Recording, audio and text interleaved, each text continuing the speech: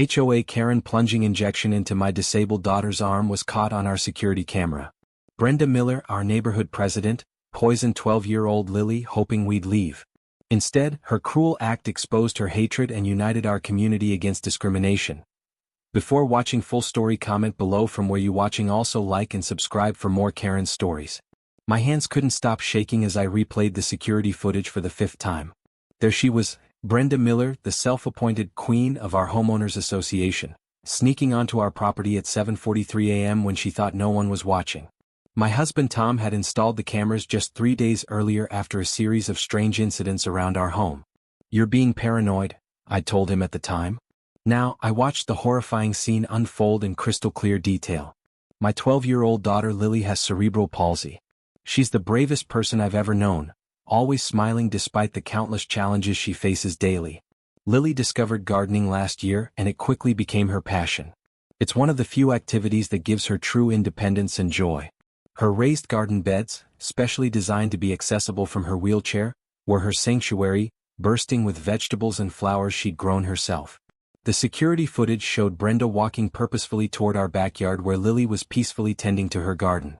Lily's back was turned as she focused on watering her tomato plants.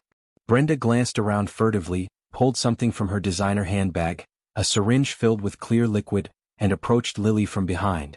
In one swift motion, Brenda grabbed Lily's exposed arm and jabbed the needle directly into it, quickly injecting the liquid.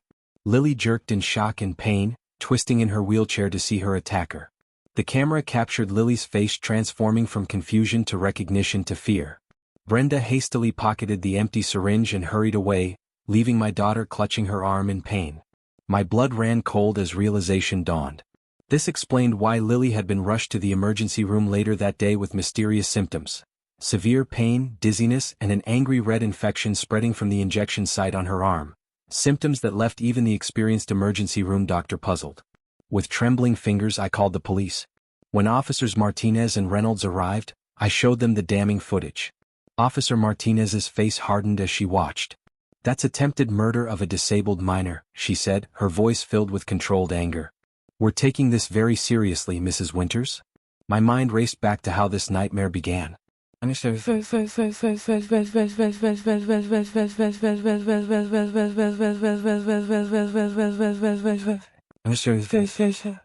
It started 6 months ago when we moved into Oak Ridge Estates.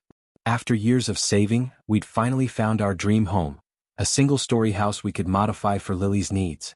The neighborhood seemed perfect with its wide sidewalks and community park. During our first week, Brenda Miller knocked on our door. She wore a pastel yellow twinset, pearls, and a smile that never reached her eyes. She barely glanced at Lily before launching into her rehearsed welcome speech, clutching a thick folder of HOA regulations.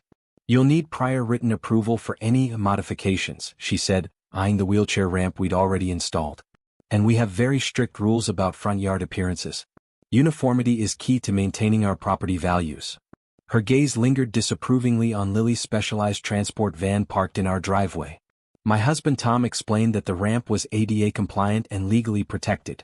Brenda's smile tightened into a thin line. "We'll see about that," she muttered as she left. The next morning, a certified letter arrived ordering us to remove the ramp within 48 hours or face daily fines of $250. Tom immediately contacted a disability rights attorney who quickly put an end to that harassment, sending the HOA a strongly worded letter outlining the Fair Housing Act violations they were committing. Brenda didn't take the legal defeat gracefully. At the next HOA meeting, she spent 15 minutes discussing maintaining neighborhood standards, while repeatedly glaring in our direction. When Lily's custom-designed raised garden beds were installed in our backyard, Brenda claimed they exceeded height restrictions. Again our attorney intervened. But the harassment continued in subtler ways. Anonymous complaints about our trash cans being visible too long. Warnings about our grass being half an inch too tall. Notes about Lily's therapy equipment being unsightly when visible through our backyard fence. "Maybe we should just move," I suggested to Tom one night after receiving our 4th violation notice that month. Tom took my hand. "This is our home, Sarah. Lily loves her room, her garden, her specially designed bathroom that gives her independence. We're not going to be pushed out by someone who can't accept that not everyone looks or lives the same way." We tried to build peace. Tom suggested inviting Brenda and some neighbors over for a weekend barbecue. Maybe if they get to know Lily as a person they'll. The barbecue initially seemed to go well. 7 neighbors attended, including Brenda, who complimented our home renovations and even spoke directly to Lily, asking about her garden. Lily, always eager to make friends, enthusiastically told Brenda about her tomatoes and butterfly garden. "How sweet," Brenda responded with that same tight smile. "It's nice you have little hobbies." I noticed Brenda watching Lily intently throughout the afternoon, her eyes calculating. At the time, I thought she was simply uncomfortable around disabilities. I never imagined she was planning something so sinister. 3 days after the barbecue, while I was inside preparing lunch, Lily was in her garden alone. When I checked on her 30 minutes later, she seemed fine, but by evening she was burning with fever, clutching her arm where an angry red welt had formed. "It hurts, Mom," she whimpered. "The lady with the yellow hair," she poked me. We rushed her to the emergency room. "This looks like some type of injection site," the doctor said, examining the inflamed area. "Was she given any shots recently?" When we said no, he ordered a toxicology panel and started her on antibiotics. "Whatever was injected is causing a severe systemic reaction," he explained gravely. Lily spent 3 terrifying days in the hospital while doctors fought to counteract the unknown substance in her system. It was during this time that Tom installed the security cameras without telling our neighbors. The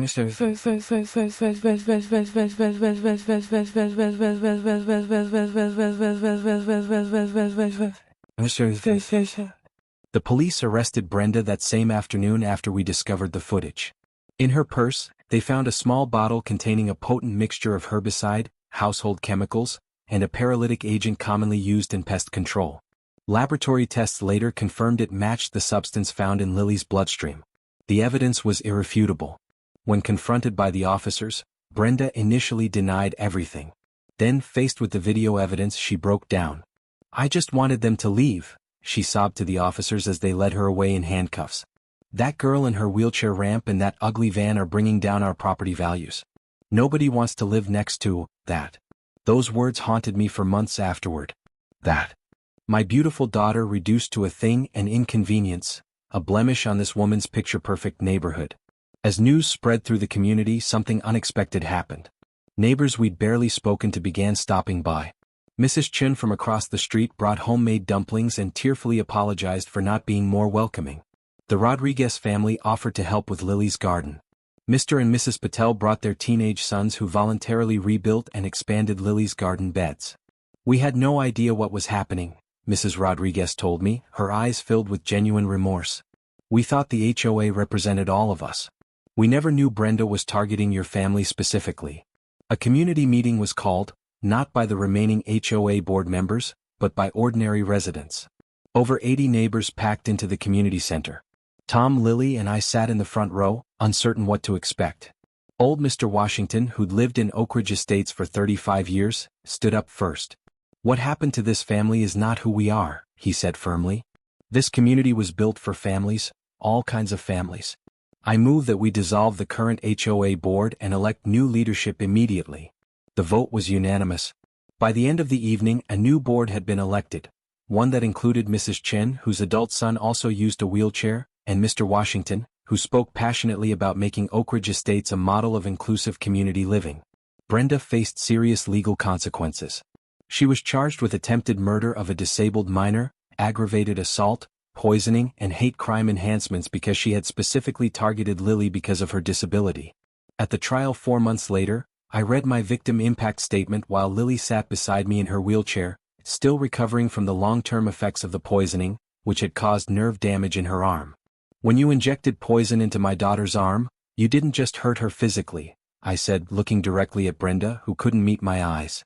"You tried to take away her life, her future, her joy, and her sense of safety in her own home. You saw her disability as something that didn't belong in your perfect world, something to be eliminated rather than accommodated." I paused, taking Lily's hand in mine.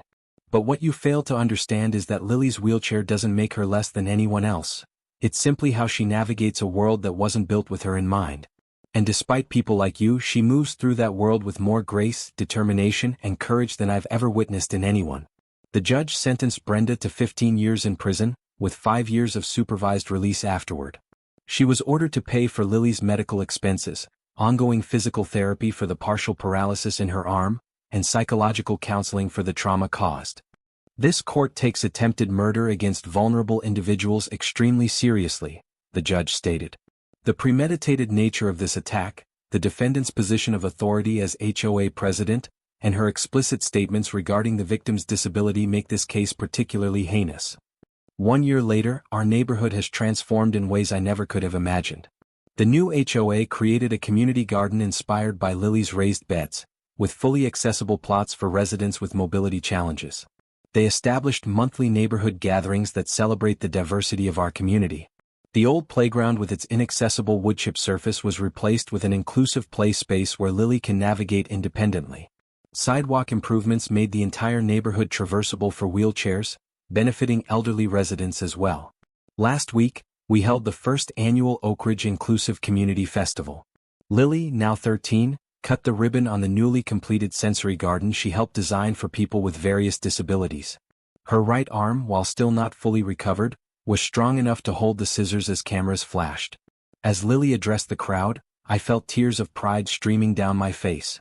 "Sometimes bad things happen that we can't control," she said, her voice clear and confident. "But they can lead to good things too. I don't hate Ms. Miller anymore. I just feel sad that she couldn't see me as a person.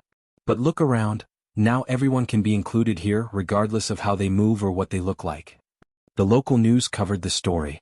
The HOA Karen who injected poison into a disabled girl had gone viral when the security footage was released during the trial, but this newer story, about a community coming together to right a wrong, was spreading even faster.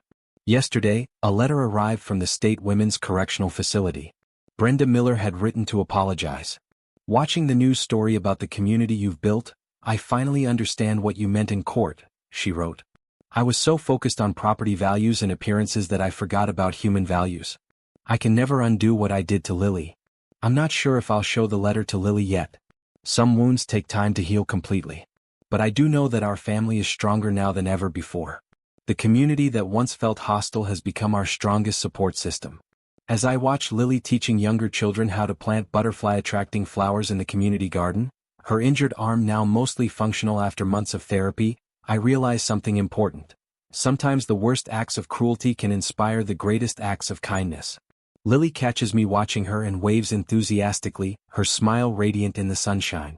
"Mom," she calls out, "come see what we planted. The monarchs are going to love it." I walk over to join my daughter, surrounded by neighbors who have become dear friends, in a community that finally feels like home. The security cameras are still there on our house. Some precautions are worth keeping, but they now capture only moments of connection and kindness. Justice was served through the legal system, but more importantly, healing happened through community transformation. And it all began with that terrible moment caught on camera, when one woman's hatred inadvertently sparked a revolution of compassion. The footage that captured Brenda poisoning Lily had been viewed millions of times online, sparking outrage. But the footage from last week's community festival, showing children of all abilities playing together in a space designed for everyone, that had been viewed even more times, inspiring hope. "Tomorrow's the grand opening of the inclusive public pool," I reminded Lily as we headed home. "Are you ready for your speech?" Lily smiled, her eyes bright with purpose. "I'm going to tell everyone that sometimes it takes bad things to make good changes happen. And that wheelchairs aren't scary, they're just a different way of moving through the world." As the sun set over our transformed neighborhood, I felt grateful for our security cameras, not just because they had caught a criminal and brought justice, but because they had captured the beginning of something beautiful. A community where differences weren't just tolerated but celebrated. And my brave daughter, once targeted because of her disability, had become the catalyst for change that would help countless others long after the memory of HOA Karen faded away.